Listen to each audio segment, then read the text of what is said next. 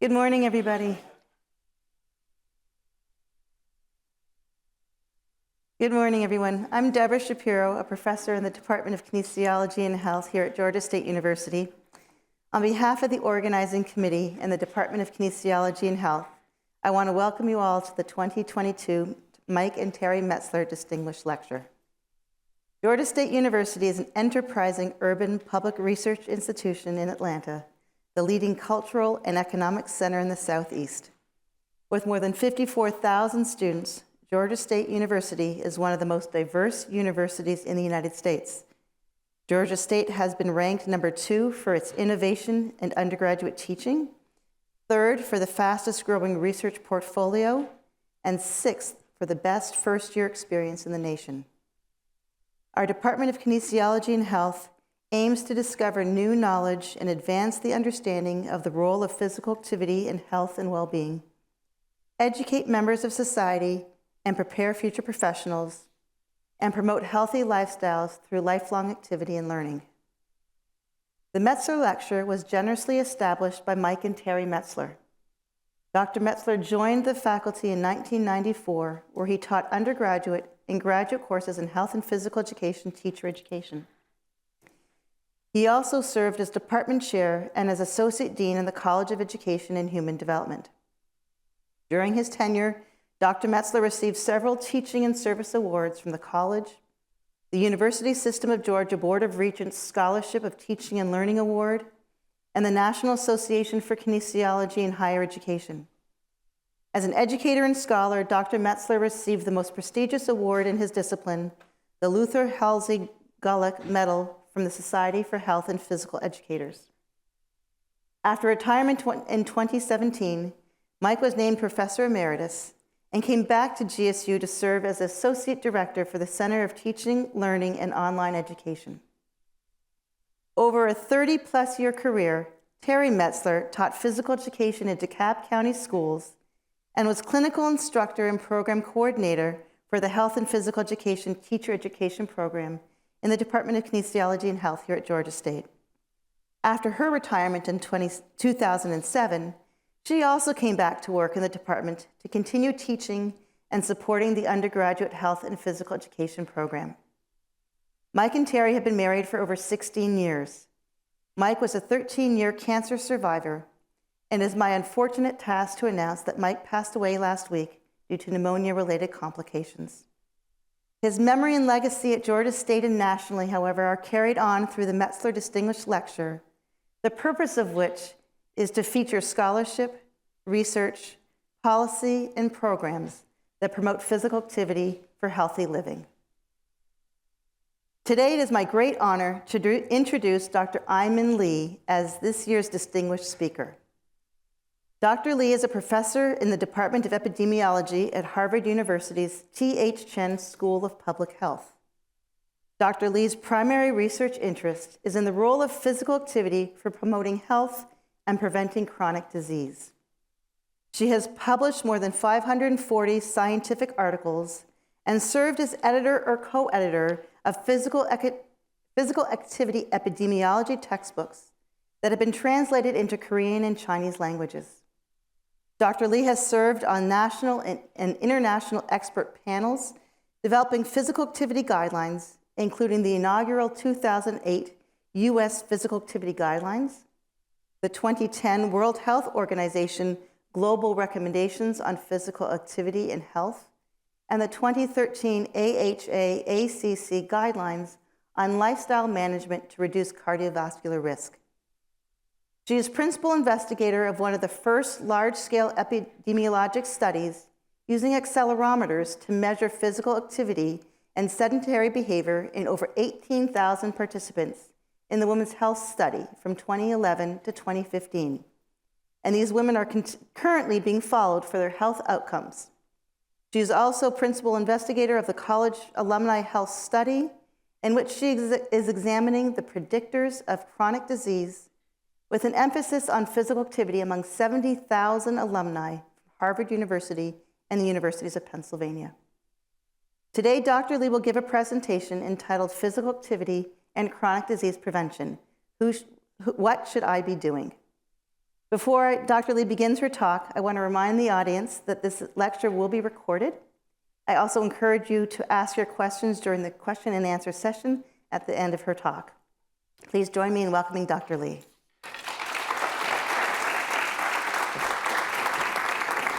Thanks, Deborah.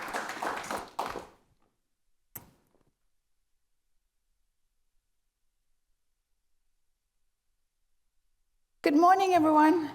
I'm going to put my watch up here so that I can watch time. And I'm going to ask you all, don't let me forget my watch. I always do that. All right. So I'm so pleased and honored to be here today. This is my first visit to your campus, so I'd like to say thank you to the Department of Kinesiology and Health, and particularly the organizing committee for inviting me here today to speak to you. As Deborah said, back. I've chosen as the title of my presentation, Physical Activity and Chronic Disease Prevention, What Should I Be Doing? And I'd like to begin by acknowledging Mike and Terry Metzler, who made this series of lectures possible. I thoroughly agree with their philosophy of promoting physical activity for health and well-being, and I salute their foresight and leadership in this area. As Deborah said, I was very sad to hear that Mike passed away last week. My condolences to the family. So for those who were here last year at the Metzler lecture, you would have heard Tom Ferry talking about the value of sports for youth. And so I thought it only fair and balanced this year that we look at the older age group, adults and older adults. And today I'd like to talk about some of the common health conditions affecting this group of individuals. In particular, I'll be speaking about chronic diseases and what physical activity can do in helping us reduce the risk of these diseases. So over the next 50 minutes or so, there are three topics I'd like to cover. First, I'm going to talk about chronic diseases, or we also call them non-communicable diseases. Why should we care about them? What's so important about them, not only in the US, but also globally? By the end of this section, I hope to be able to convince you that this is a really important public health issue and that there are some things we can do to reduce our risk of these diseases. And among them, it's physical activity. So we'll look at the data that support this. What are the data that we have showing that physical activity can reduce our risk of these diseases? And the third section, logically, if you say physical activity can reduce the risk of these diseases, it's only logical that you would ask me, what should I be doing? What types of activity, how much, how intense, etc. And so we'll take a look at these data as well. So let me begin now by talking about chronic diseases, or what we call non-communicable diseases. Why should we care about these diseases? I'll start by showing you a chart of life expectancy throughout the world. So if you look at this chart, the data comes from about the 1700s to current day, and it stops just before the COVID pandemic hit. So if you look at much of this history, a baby born during that early part of this time would expect to live 25 years, 30 years, 35 years, really not a very long time at all. But beginning in the late 1800s, going on into the early 1900s, you see the steep rise in life expectancy for all continents throughout the world. And this is something that we in the public health arena should be very proud about.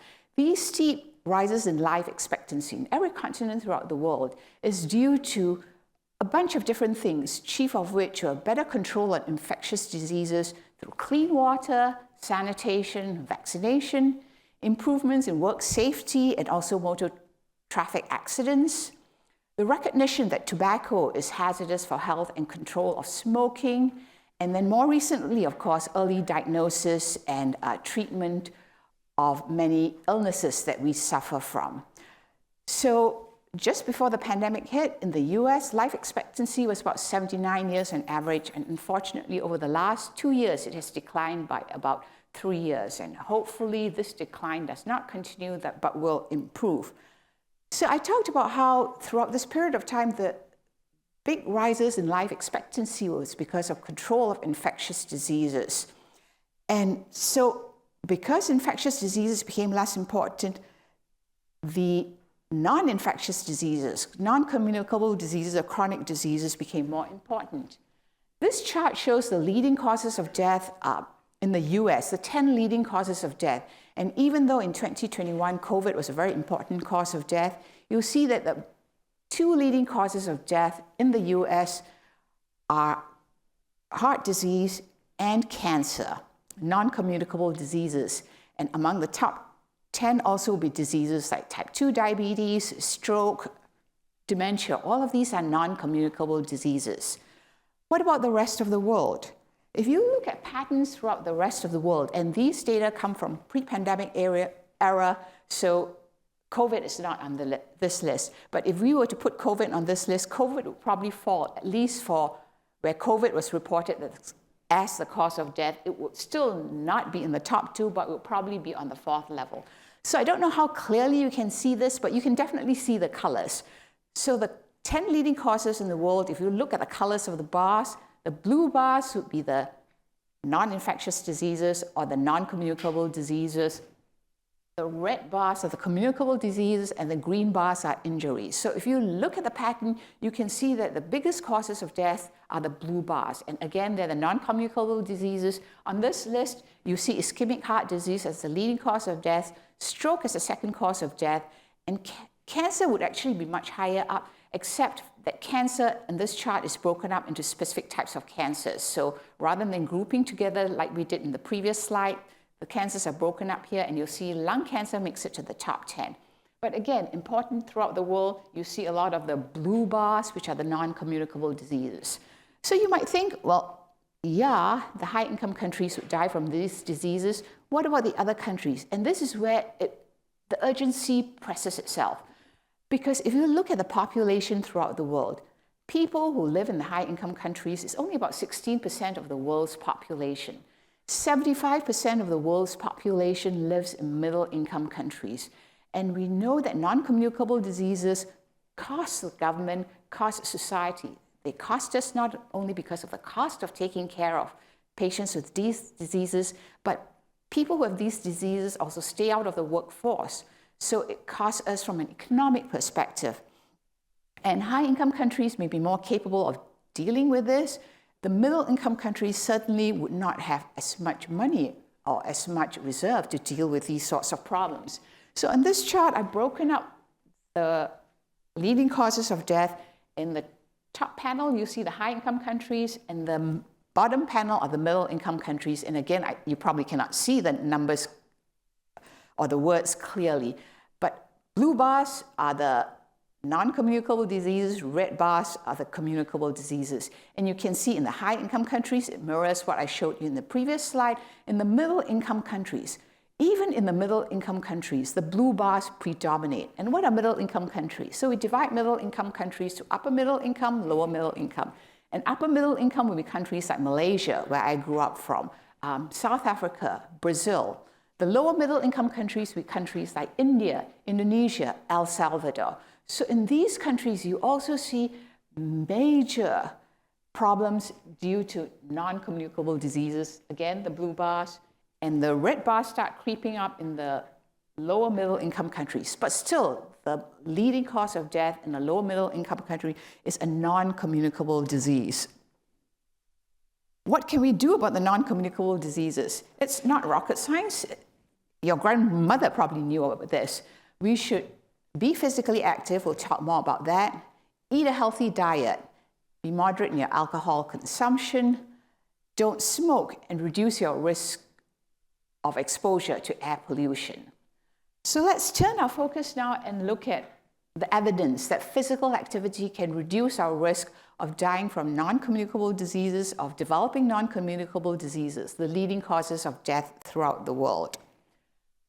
Now, it's interesting, if you look at the history of physical activity, it's not a new idea. If you look at ancient writings, you'll find that ancient physicians from 2500 BC, ancient physicians in China, ancient physicians in India, they prescribed physical activity for their patients, for their well-being.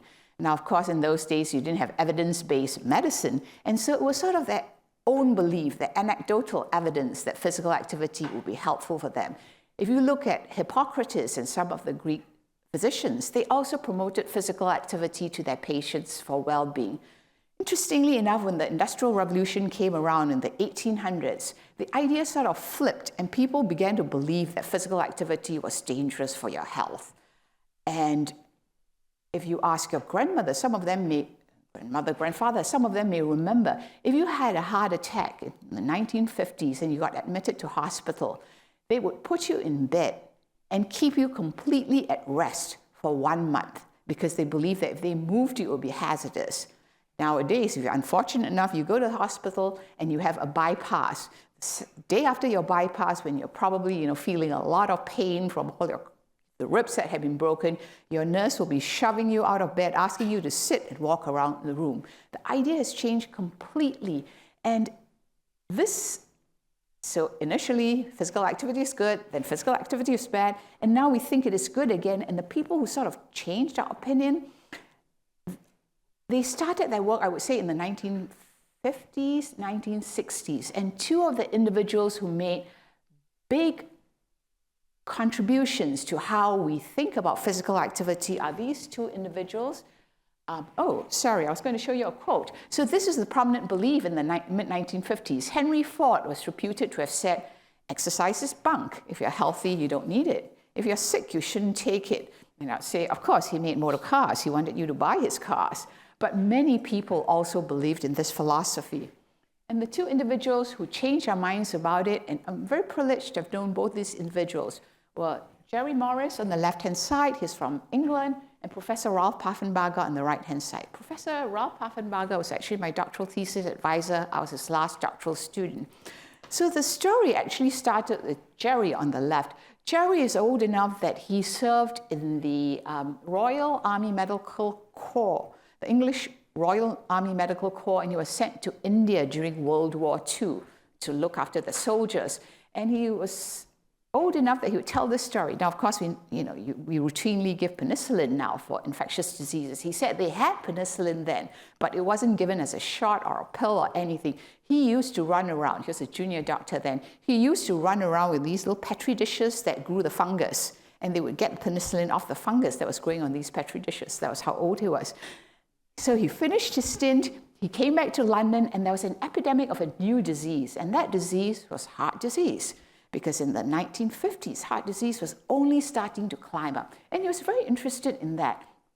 And many people at that time thought that it was due to other factors, like the material that they started paving roads with. But Jerry, for some reason, had noted that people had stopped being physically active. And I'm not quite sure where he got the idea from. I know he used to say that his father made him walk a lot when he was younger. So he started to think that maybe it is also this decline in physical activity because people were starting to have cars, there was less moving around. And so he started some of the earlier studies that I showed you in London. We have these double-decker buses.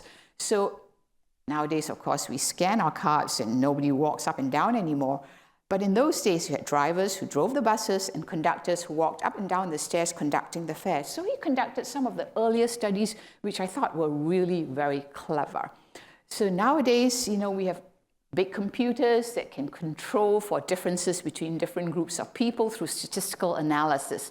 But in those days, no such thing, right? Your computer would be as big as a room. So what he wanted to do was he wanted to study groups of people who are identical in every respect save one, their physical activity level. And he happened on one of his early studies were London bus transport workers. They were all paid on the same scale, whether you were a driver or a conductor. So it made sense that they would live in the same areas because the rents or the housing would be the same.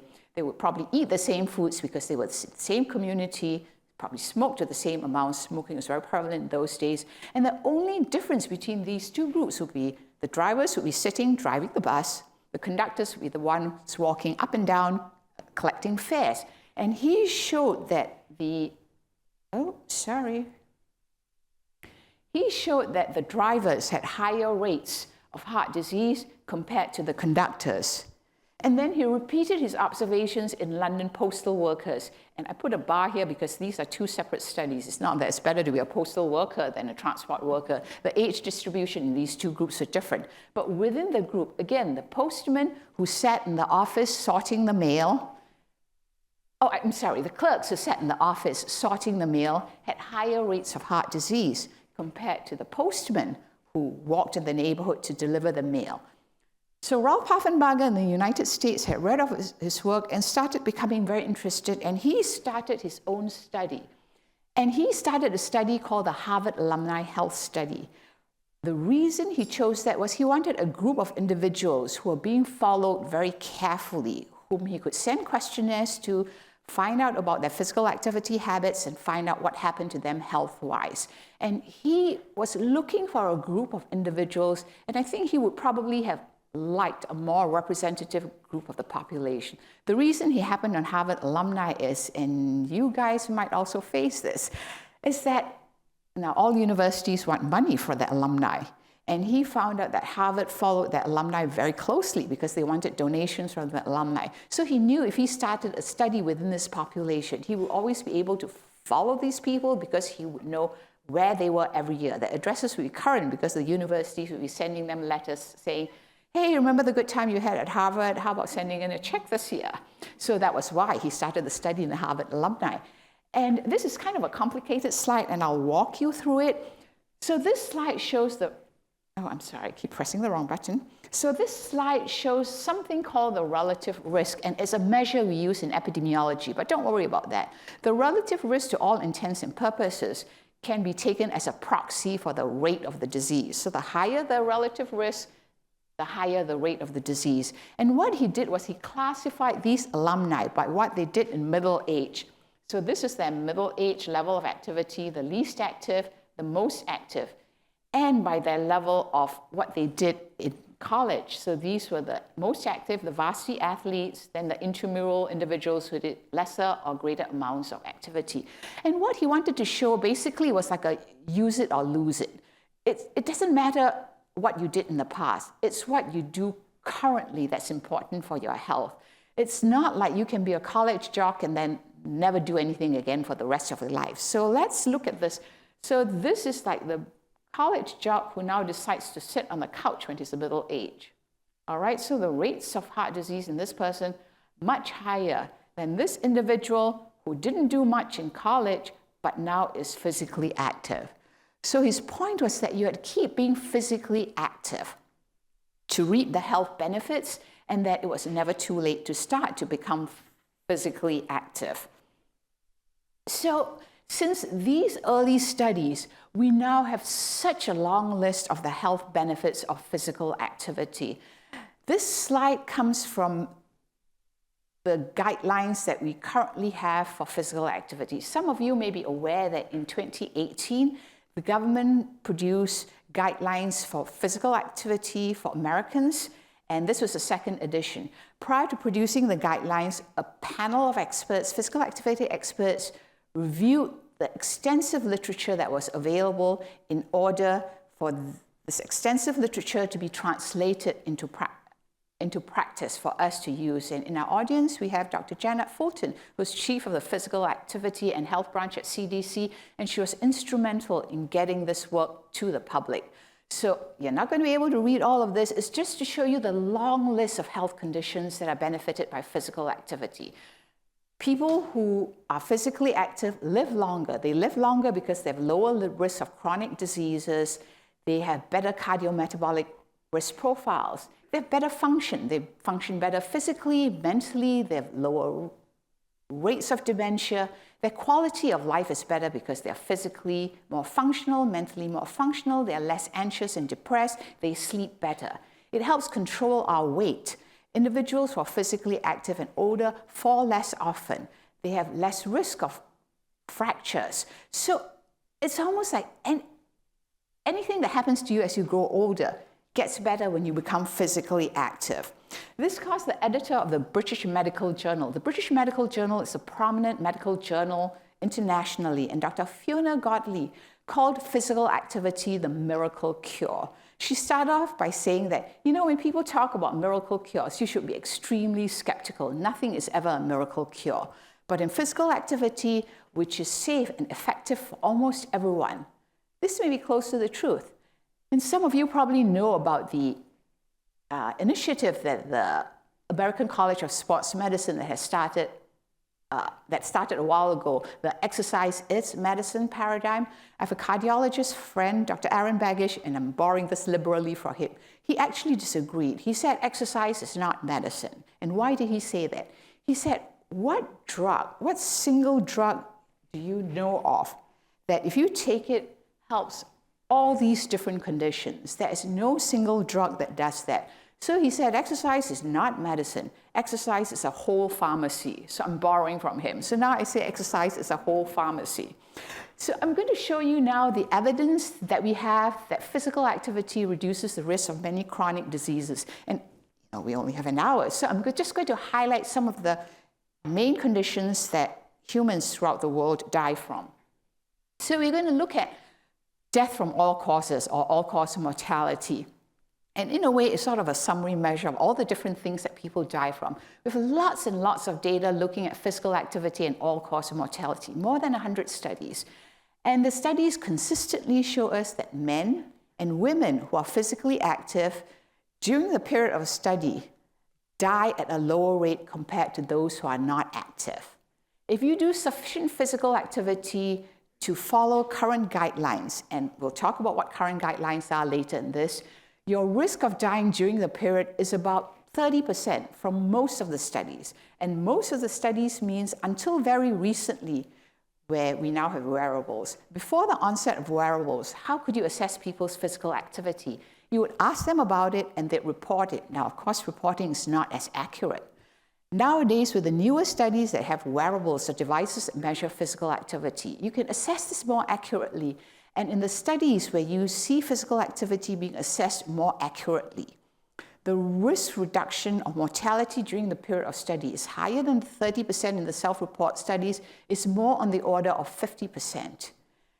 And what's even more encouraging to most people in the public is what we call a dose-response curve. Like, as you do some physical activity, what does it look like? If you do more, what does it look like? And it looks like the sum is good, more is better. And the sum doesn't have to be a lot. So I'm going to show you data from this study. This is a pooled analysis from 6 cohort studies in the NCI cohort consortium. It was led by Dr. Hannah Aram, who was a postdoc at that time at NCI. And several investigators were key in this analysis, including Dr. Alpa Patel, who's also in our audience. Alpa Patel is Senior Vice President for Population Science in the American Cancer Society. And in pooling together data from these cohorts, which were from North America and from Europe, you see this very nice shape of the dose-response curve. And again, it shows relative risk of dying during follow-up. We can think of it as mortality rates during follow-up. So here is different levels of self-reported physical activity, no moderate to vigorous intensity physical activity. And what do I mean by that? So moderate intensity physical activity is akin to walking at a brisk pace. Some people use this rule of thumb. You are working at a moderate pace. If you can feel your heart rate going up a little bit, you're breathing, you can carry on a conversation, but you can't sing. So this is different levels of moderate to vigorous intensity physical activity, nothing, a little bit, meeting recommendations, and going all the way to 10 times recommendations. And you see the sum is good, more is better, even before you meet recommendations. This is like half the recommendation dose, and we'll talk about what recommendations are. You see significant reductions in risk, and the more you do, the better off you are. And then you see this going up. I'm not sure how good this estimate is. Around each of these estimates, we have something called 95% confidence intervals, and they're merely an indicator to say, how sure am I of the data? So if the confidence intervals are tight, it means there's a lot of data at this point. If they are wide, as it is here, it means I'm very unsure about the estimate. So this simply goes to show that these two estimates are not as certain as these others because very few people do physical activity at this level. Now, as I said, these data come from North America and from Europe, and we talked about the rest of the world. So what about the rest of the world? So you cannot see this very clearly. I've tried to box it out, but this is something, some data from a study called a PURE study. The PURE study is the Prospective Urban and Rural Epidemiologic Study. It was started by Professor Salim Youssef at McMaster University in Canada. And the lead author of this paper is Dr. Scott Lear. And the data come from 17 countries throughout the world. 3 high-income countries, 7 upper-middle-income countries, 3 lower-middle-income countries, and 4 low-income countries. So very representative of the rest of the world. So just like in the previous slide, you see that for all-cause mortality, the risk reductions that you see across different levels of physical activity are the order of 20 to 30% reductions.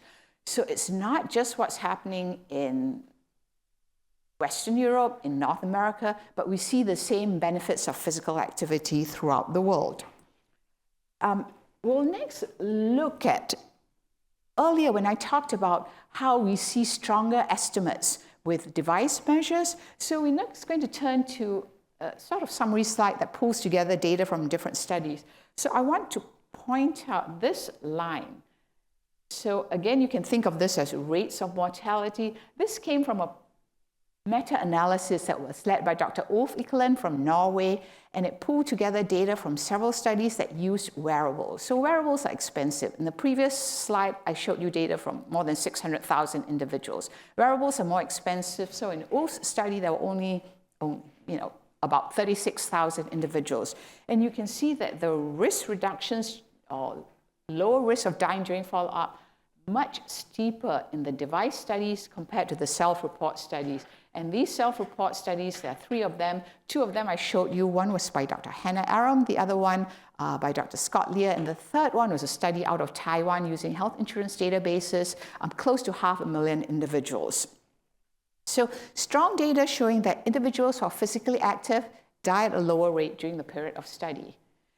What about sedentary behavior? Recently, you may have heard much about sedentary behavior. So sedentary behavior is not the flip side of physical activity. Sedentary behavior is, we now define it as any waking behavior, because we know sleep is good for your health, any waking behavior that requires low energy expenditure, and we use a measure, we say less than or equal 1.5 METs, that is conducted in the lying or reclining position. And lying or reclining is important because when I'm standing, I'm actually still working a little bit because the muscles of my leg are working to keep me in balance. So sedentary behavior is not the flip side of physical activity, because you can be sedentary and you can be very active. Many of you probably are. Many office workers are, or white-collar office workers. You go to the office or you go to the university, you sit down the whole day, right? So you're very sedentary. But you come home, you may walk daily after dinner, or you may jog regularly, or you may play tennis. So you're both physically active as well as you are sedentary. So this slide comes from Ulf's study, and it shows that the more sedentary you are, and again, this is based on devices, so it's reasonably accurate. It's not like you reporting it. Your risk of dying during the period of study goes up, and it's particularly not great after you've been sedentary for about 9 hours. Now, the logical question, of course, is, if you're forced to sit a lot of the time, can you offset your risk? And this was a large study that was conducted, again, led by Ulf, pulling together data from different cohort studies to do a meta-analysis. And this is more than 1 million individuals in it. It's a little bit busy, so I'm going to walk you through this. And these are all self-report studies. So first, you have buckets of people. So each of these buckets are people at different physical activity. This bucket is the most active people. They have about an hour, 75 minutes of moderate to vigorous intensive physical activity during their leisure time. And these are the least active individuals who have less than 5 minutes of physical activity during the day. Within each bucket, individuals are classified by how long they sit. So within each bucket on the left, these people sit the least, these people sit the most, more than 8 hours a day. And what you can see is that the more active you are, the better off you are. But within the same activity level, the more you sit, the worse off you are. So these people are very inactive, meaning they don't do very much physical activity. But even within the very inactive people, you can see that there's a big difference between those who sit a lot versus those who don't sit a lot. So, and the really interesting thing is the most active individuals who are physically active for about an hour or plus a day, it looked like it didn't matter how long they sat. So the take-home message, I suppose, are twofold. Try to be as active as you can. And if you have to sit for a long period of time, try to be physically active, because we know that for some people, your job makes you sit for a long period of time. So what I'm going to do now is quickly run through some of the main chronic diseases we talked about. I'll start by looking at cardiovascular disease. Cardiovascular disease is a group of diseases that includes heart disease, stroke, congestive heart failure. And because this is the leading cause of death, the findings for physical activity and cardiovascular disease mirror very much what you see for all-cause mortality. Some is good, more is better than none. Women and men benefit.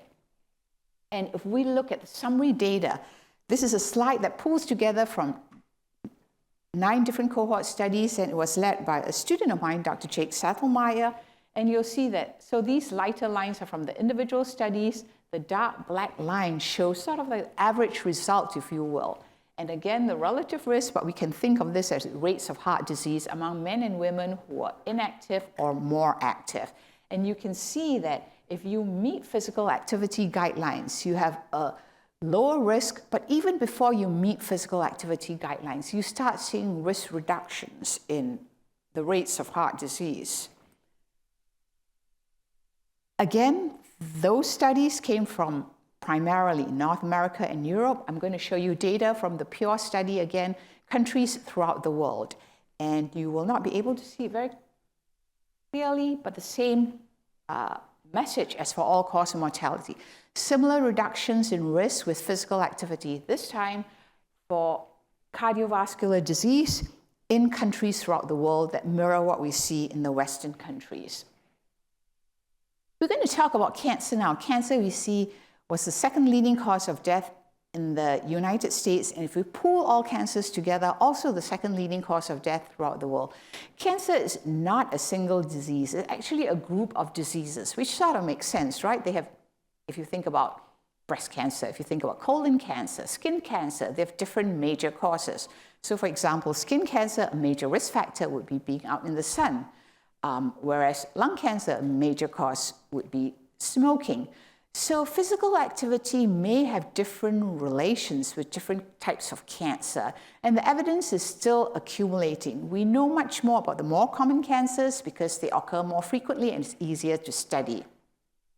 So we believe now that physical activity is related to lower risks of several different cancers. And remember the physical activity expert committee who reviewed the data for our guidelines?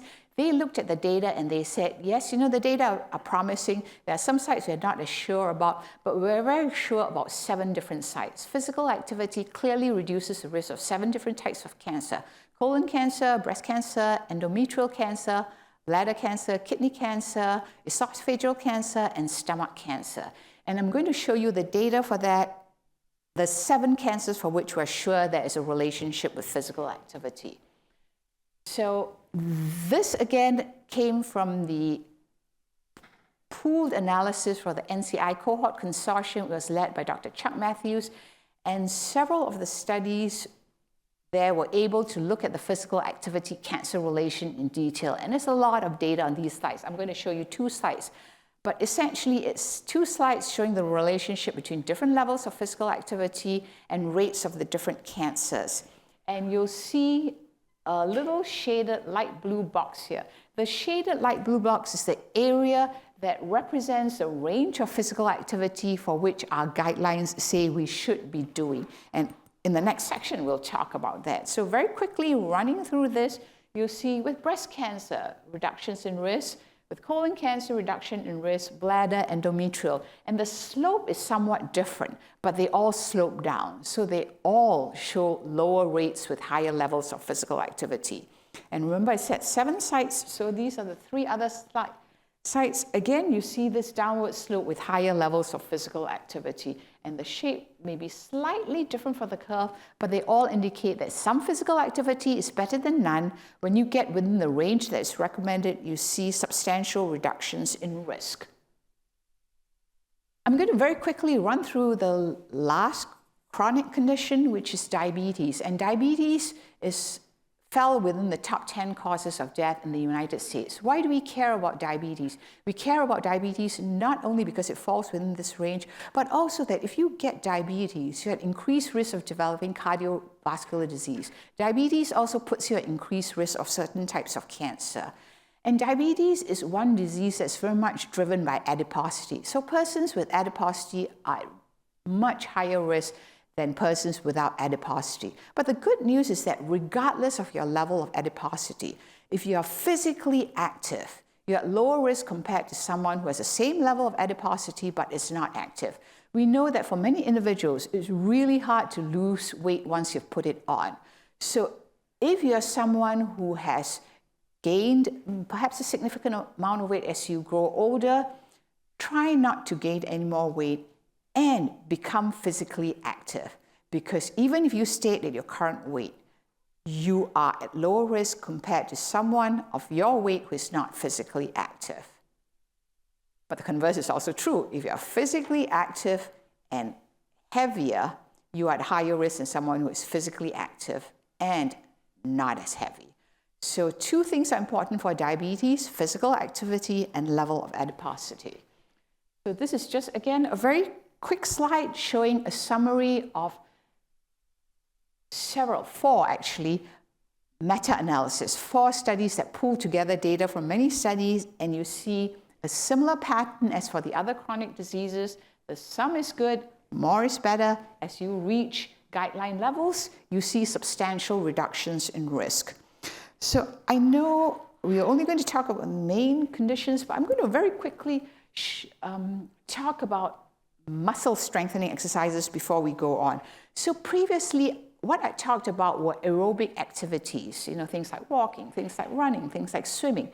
Most of our data have looked at physical activity, aerobic physical activity in relation to the risk of diseases. We know that muscle strengthening exercises are important because it helps our function, and muscles is important for processing glucose and insulin.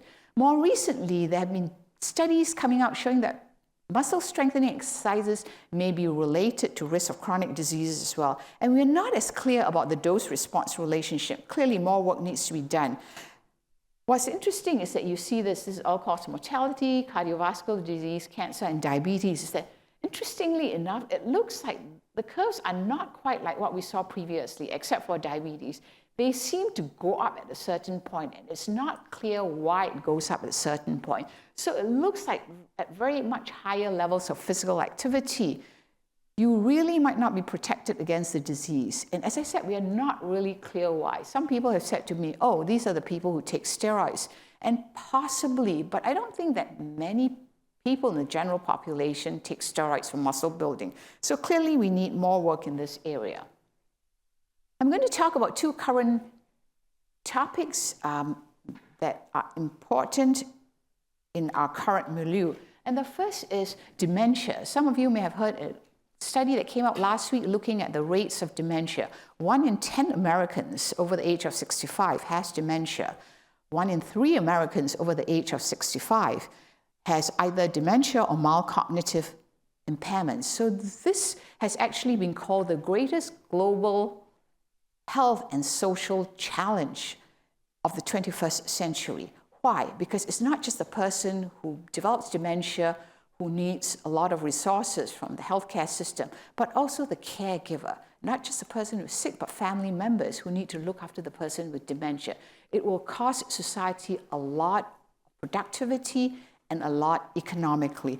So this is a study that came out of the UK Biobank very recently by Dr. Borja Del Pozo Cruz out of Manos Stamatakis' lab. And what it looks at is I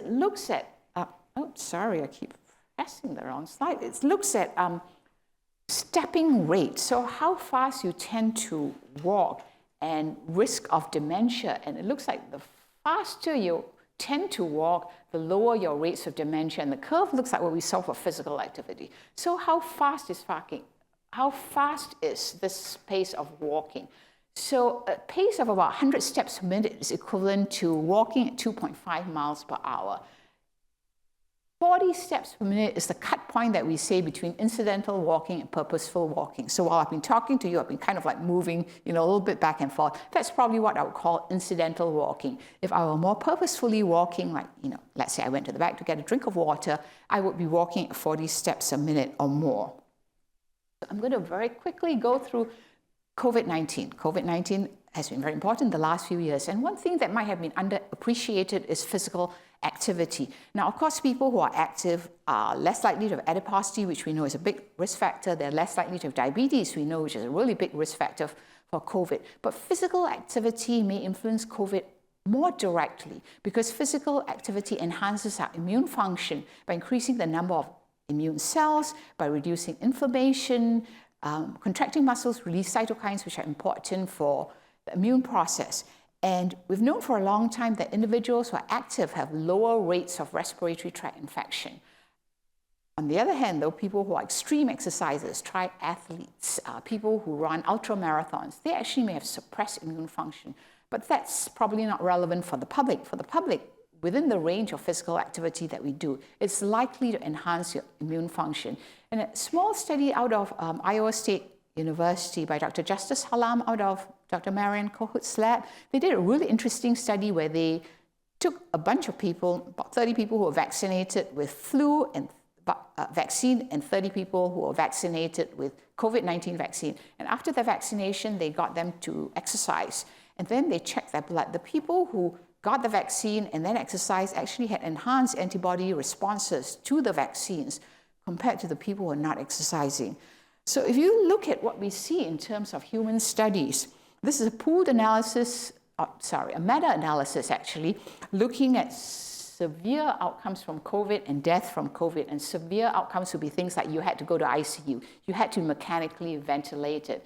And individuals who reported that they had recommended levels of physical activity before they get COVID were actually at reduced risk of getting severe outcomes or of dying from the disease.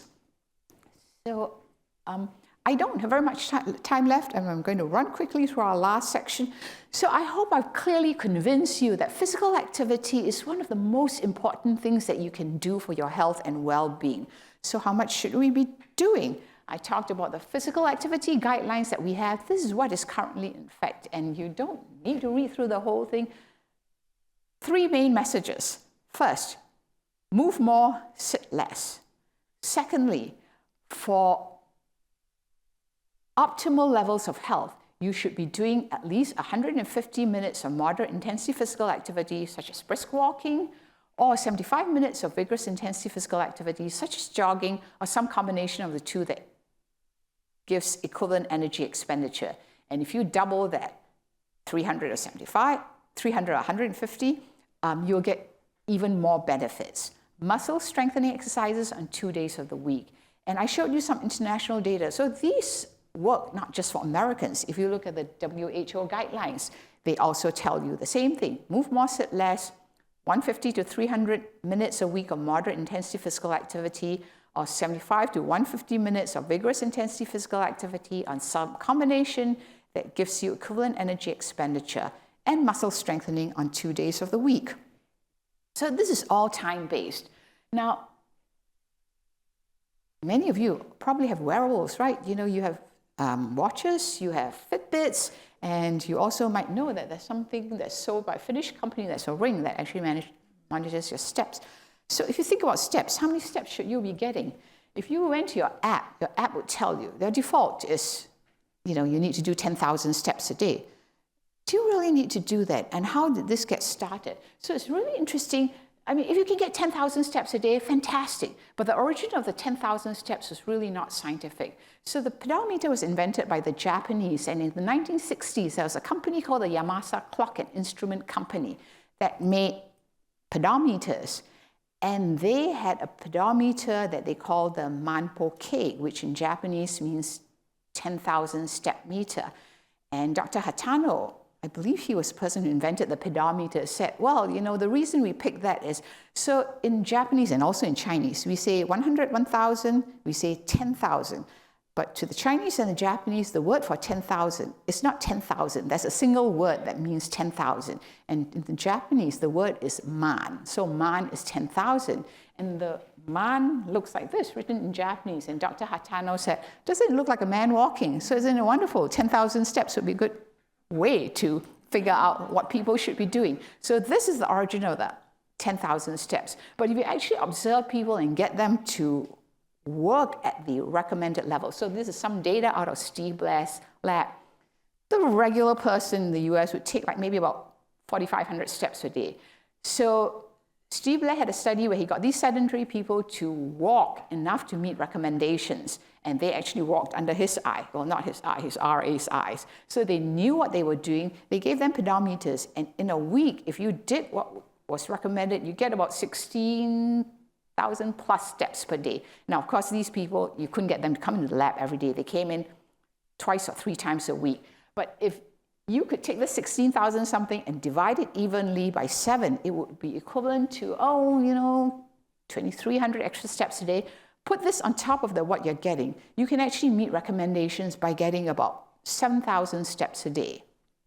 So let's then look and see, what do the human data tell us? So this is a study that we did one of the first studies to try and look at the 10,000 steps, because I was really intrigued by this 10,000, because I work with older individuals, and 10,000 is a ton of steps for older individuals. What was nice was that we saw that, okay, same thing as with the other slides. You know, if you just get some steps, you're better off getting no steps. And for these older individuals, you really didn't need to get to 10,000 steps to see your maximum benefit, at least as far as reducing all-cause mortality rates. Now, you know, it may be different for other conditions like dementia or quality of life, but at least for all-cause mortality, you were not better off at 10,000 steps as 7,500 steps. But then Pedro St. Morris and colleagues such as Chuck Matthews look at this in the N. Haynes data. And in the N. Haynes data, you see the same sort of shape, but it's sort of tapered off at 10,000, 11,000. So, you know, what is it? And recently, Dr. Amanda Paluch from UMass Amherst and Dr. Janet Fulton led an effort to pull all these data together, and it suggests that maybe what you want to aim for, at least in terms of your maximum benefit, might depend on how old you are. So the older you are, so this is data for individuals 60 years and older, it sort of taps off at about, you know, between 6,000 and 8,000 steps. But maybe if you're younger, less than 60 years of age, it taps off between 8,000 and 10,000 steps. So it's not that the 10,000 steps isn't good. It just might be harder for older individuals who may not need as much to gain their maximum benefit. So we'll end by seeing how well are we doing. These are self-reported data. We have national surveys in the US, and these are self-reported data from a data set called the NHIS, National Health and Interview Survey. So if you look at that, you can see that we're really not doing very well. So this is an effort led by Eric Hyde. He's now a doctoral student at UC San Diego. So the good news is that, you know, if we meet recommendations completely, and that's the aerobic and muscle strengthening activities, you know, pretty dismal, but we may have been improving over the last 20 years. So maybe about a quarter of us do this now, whereas it only used to be about 14% 20 years ago. Still not very optimal. What about the rest of the world? Now, if you look at data, these are some data from smartphone apps. Now, of course, they're not representative of everybody, but this is done by a doctoral student at Stanford, Tim Altoff, and he got data from, I believe it was Apple phones. He was able to get data from an application called Argus, I think, and he downloaded the step data, and you can see, of course, you know, much of the world, like in Africa, people don't really have smartphones. And smartphones also may not be that accurate, because where's my phone now? My phone is my backpack, and I'm walking here, it doesn't count my steps. So, you know, it's kind of, sort of, but good enough. What's interesting is that lots and lots of data, But in every country throughout the world, people really are not getting anywhere close to the 7,000 that we said would meet recommendations. In the US, we're only getting about 4,000, 5,000 steps a day.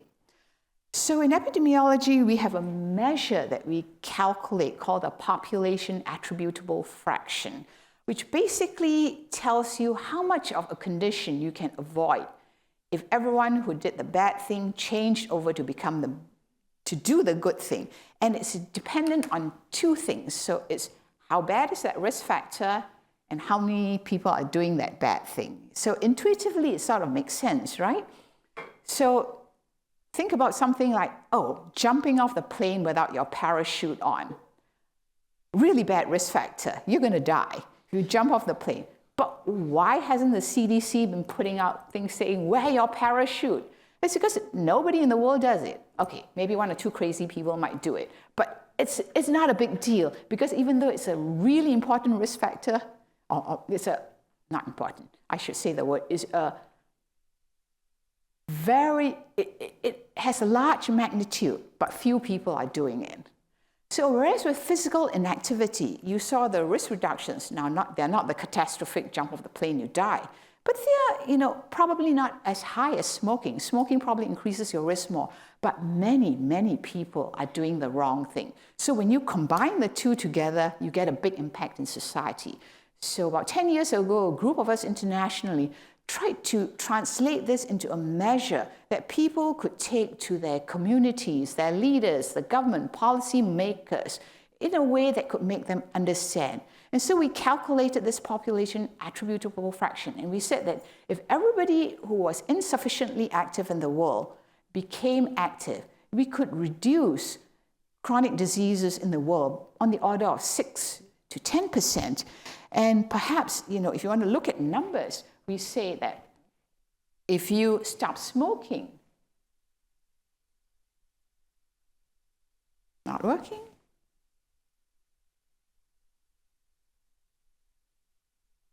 Whoever's in the control booth, could you advance once? Thank you. So in terms of numbers, we say if everybody in the world stopped smoking, 5 million people less would die. If everybody in the world who was inactive became active to the level that's recommended, 5 million fewer people in the world would die. So it's sort of, as important as not smoking. And we hope that this message is sort of reaching the right people, because I recently looked at the citation of this paper, and this paper has been cited more than 9,000 times to date. So we hope that people are paying attention. Okay, battery maybe, but thank you. So I'm going to end now and summarize what we've talked about. So we said that physical activity is enormously beneficial for your health. It reduces the risk of many, many chronic health conditions. People throughout the world are insufficiently active. If we got them to be active, we could reduce the number of deaths each year in the world by about 5 million. What should we be doing? Some is better than none. Aim for 150 minutes a week of moderate intensity physical activity at least, and muscle strengthening on 2 days of the week. And I'm going to stop. So my last slide is I'm going to tell you a story. So I know I've thrown a lot of facts and figures at you. If you don't remember the facts and figures, can we move on to the last slide, please? Okay, so the last slide, I'm going to tell you about this woman. This woman, her name is Chandra Thoma, and she's from a little village in India. She made big news in 2021. She was all over the world. So Chandra Thoma lived in a small village, very conservative village. Women were supposed to stay at home and do housework. And she took care of her grandchildren. She was well into her 60s at that time. So her granddaughter went to a shooting club, and I guess they learned how to shoot and had competitions. And Chandra was like totally bored. So she started picking up some of the pistols, and she found out close to 70 that she was very, very good at shooting. And so she entered all these competitions secretly because she didn't want the men in her village to know. And on the right, these are all the medals that she got. And when she was close to 90, I guess the story got out. And so the reporter from the New York Times went to interview her. And she was so proud of her physical ability. And she said, look, no glasses. And she bent down to touch her toes to say, you know, I'm 90, I can touch my toes. Now, I'm not saying that if you started shooting, you'd be this way. I'm sure genetically she was also better off, but she maximized her genetic potential. So the reporter said, you know, what did you do that make you this way? And she said, you know, I've been active all my life. When I was young, I milked the cows, I cut the grass, you know, I ground wheat. Your body can grow old, but with physical activity, you function better and your mind is sharp. So if you forget everything that I've told you, remember Chandra Thoma and how well she did at close to age 90 because she was physically active. So I'm going to stop now, and I think I'm pretty much on time.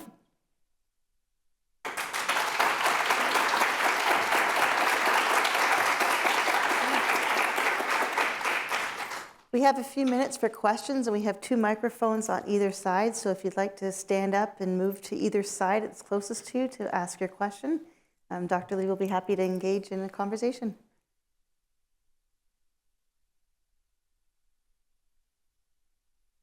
Thank you very much. So my question has to do with something there may not be evidence on yet, so maybe just your best guess. You showed that risk reduction is consistent with increasing levels of aerobic activity, but there seems to be an inverted U shape indicating that higher levels of resistance or strength training might actually increase risk. Is there any current evidence, and if not, what's your thought about whether or not aerobic activity might mitigate some of that additional risk for individuals spending a large amount of time in strength training? I'm sorry, individuals spending a large amount of time? In strength training. So, yeah, really good question. So the U shape for muscle strengthening activities, I don't know how real that is.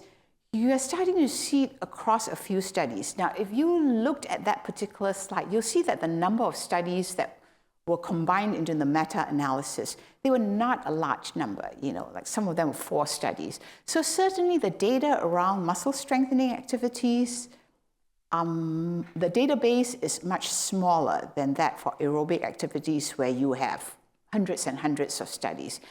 Having said that, it's entirely possible that it does curve up. If you look at diabetes, it didn't. For diabetes, it continued going down. For all-cause mortality, cardiovascular disease, cancer, it sort of tipped up at a very high level. So when I say very high level, it's the order of like 2+ hours a week. The sort of sweet spot came at maybe 30, 40, 50, 60 minutes a week. So your question is, can aerobic activity mitigate that? Again, there are very few studies that have looked at that. So the studies that have looked at that have tried to look at individuals who do both, one or the other, and none. And it appears that, and again, the database is small, they are not necessarily additive. Aerobic seems to be a bit better than muscle strengthening in reducing risk. If you combine the two, they may give you somewhat additional incremental benefit, but not much. Some other studies don't show it. But I don't know about the uptick. And even for aerobic activity, you know, it's like most things in the world. You can't do things to extreme. Even with aerobic physical activity, we do know that people who do very high levels, and I'm not saying this to scare the general population. For the general population, we saw, for example, in the ARM study, up to 10 times what's recommended. You don't see increases in mortality rate. But we clearly know that among elite athletes, people who do extreme high levels of aerobic physical activity, there's some cardiac issues that we worry about in terms of arrhythmia or the structure of their heart. So maybe it is possible that like really high levels of muscle strengthening activities, there are detrimental effects. I would say that it's not clear.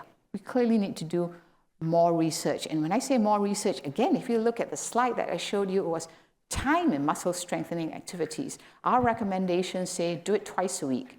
And we don't say how long you should do it for. We say do it so that it works all major muscles of the group.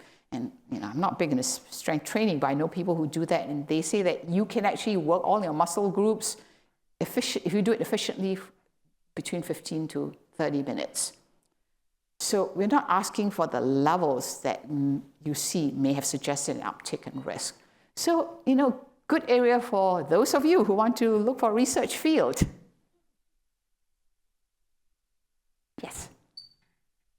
Hello, Dr. Lee. First of all, thanks for your presentation. And my name is Yonggi Song, and I'm a doc student now, physical education teacher education under Dr. Rachel Gervish. So when I think about the keywords of physical activity, I can say that exercise, physical activity, and fitness, wellness, and also the physical education. But how about you thinking about those 5 keywords can be included in physical activity? I'm sorry, say that again. What can So exercise, physical active, and fitness and wellness and physical education can be included in physical activity. So I think in the physical activity field, we are very precise about the words that we use, right? When we say physical fitness or exercise or physical activity or physical education, they all have sort of like their own precise meanings. The public probably doesn't think that carefully about it. They use sort of the words interchangeably. But I think we've tried, and we had a conversation just before this, Dr. Fulton, Dr. Patel, and I, that in our field, maybe we need to do a better job of communicating what exactly we mean. If you say exercise to younger people, it might be, exercise because I can exercise.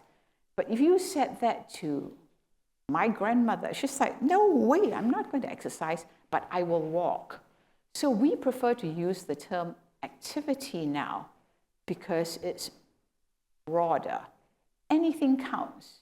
If I were to walk across the street to get coffee, that's better than me sitting here and using, Grubhub, Uber Eats to bring my coffee into here. Not that I'll be allowed to, but so any activity counts. So I'm not sure whether that's what you're getting at, like our choice of words.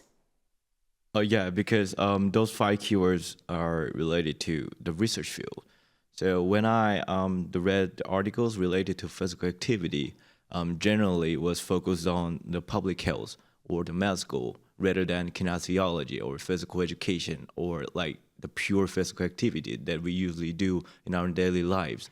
So the only 2 keywords that I could read in our field, like kinesiology, not the public health and med school, was only focused on the WSCC, which is called the whole school, whole community, and whole child, or the CSPAP, which is called like comprehensive school physical activity, the comprehensive one, so CSPAP. So I want to ask, which one is a limitation and why we always face when we do conduct the research? And what is the benefit that only the major of public health or the med school can approach easily rather than us to the topic of physical activity? So I would say that I work in the public health field. So we use these terms in our field. But those of you who work in physical education, that's your field, right? So you can shape it the way you want it to. And even in the whole schools, whole communities concept, activities integrated into it. We talk about kids not necessarily doing exercise, but doing activity that is appropriate and activity that is fun for them. So I can't speak for your field because I work in there, but it is your charge to work in your field and to communicate this message to your field so that they understand this concept as well, that everything counts. Okay, thank you so much. Thank you. Hello. I'm a little nervous. My name is Victoria. I'm an undergraduate student in the kinesiology department. I am interested in the preventative nature of physical activity, which is part of why I'm here today. But I do have a question about the brief history. It's more sociological, historical, and the sense. So with thousands of years of practices, we discussed like the Greeks, physicians and philosophers prescribing physical activity for treatment or preventive of diseases, but somewhere in there you said between like the early 1900s and the 1950s, they started to believe that exercise was hazardous. I was curious as to why. Like, why was that philosophy implemented? And towards the 1950s, how well was physical activity re-accepted into society as something to treat disease? So that's a really good question, and probably something that a historian could answer. I don't quite know the reasons for it, but I suspect that some of it was because before the Industrial Revolution, like, life was so hard. You had to do everything by hand. And so when machines came along and people didn't have to work as hard, there's this idea that you don't have to wear yourself out. You know, wearing yourself out is not good for your health. So I think some of that contributed to it. Again, I'm not a historian, so I can't tell you exact reasons, but I would suspect that some of that started the thinking. And like most things, even nowadays, you know, it's like once a seed is planted and more people start to believe in it, before you know it, it sort of pervades the whole of society. So the idea that physical activity was harmful, once it was pervasive, it was really, really hard to switch it back around. And the two individuals that I showed you, Ralph Paffenbarger and Jerry Morris, their ideas were really not well accepted. So I showed you the data from their studies. They started their studies like in the 1950s, 1960s. The American Heart Association officially accepted physical inactivity as a risk factor only in 1992. So it took almost 50 years of research to sort of make that the official position. Once something is entrenched, it's very, very hard to change our thinking. So the idea that it should be harmful, I don't completely know the story, but the idea, changing that idea back to that it is helpful, it was really tough going. And I think some of us, and maybe you guys too, who work in the physical activity field, have a little bit of a chip on our shoulders because we think like we are the sort of not very well respected risk factor, and that if you studied, I don't know, statin drugs, or if you studied smoking, you know, you're sort of at an elevated risk factor sphere compared to physical activity. So it's hard to change thinking. Thank you. Hello, thank you. So my name is Hyun Kim, and I'm studying exercise science in GSU. So my question is, so I am interested in the physical therapy for older adults, and I've learned that physical change or weakness, such as vision change, is so natural as we're getting older. So my question is, do you think that those natural physical change with aging also can be prevented by physical activity? So the changes that occur physiologically as we grow older, can they be mitigated by physical activity? Absolutely. There have been studies that have been done where physiologists compare the function of young, and by young, I mean like in their 20s, people who are inactive, and they look at regularly active individuals in their 50s. And you can see that the physiological processes and working of these older active individuals can be even better than these other individuals who are 3 decades plus younger than them, who are not physically active. So yes, physical activity definitely can mitigate a lot of the harmful effects that occur with aging. Thank you. Thank you for your question. I'm going to just look at Deborah and say, are we okay for time? Well, thank you for the lecture today. I really appreciate it. Now, I know you briefly mentioned in the lecture about COVID-19 and how it's affected the population, all that. But with COVID-19 now being affected in those who have like post-COVID syndrome, all that, what are ways to help people recover from like they're recovering that may form like recurring bronchitis, have symptoms after? How will the government change their health guidelines to help those specifically? And would it now be considered a chronic illness, as there's not a current cure to help those, besides maybe old medication besides exercise? And how can those be, how is it affected with the data currently at the moment? So in our latest guide, so the first set of guidelines that were released in 2008, they focus on the general population with no emphasis on people with chronic conditions. In our second set of guidelines, individuals with chronic conditions were specifically considered because a large proportion of the US population, particularly as they grow older, have some kind of chronic condition, and the guidelines were obviously not able to focus on any individual one. I shouldn't say that. The guidelines could not focus on all individual types of disability, but there were certain groups that they looked at, for example, individuals with arthritis, individuals with hypertension, not specifically individuals with bronchitis. But we do know that even with people who have chronic conditions, being physically active to the extent that they can, and this of course includes also people with physical disabilities, for example, mental disabilities, doing physical activity to the extent that you can improves your function, improves your well-being. And which is why sort of the guidelines, even though we have this 150 minutes a week, it starts off with move more, sit less.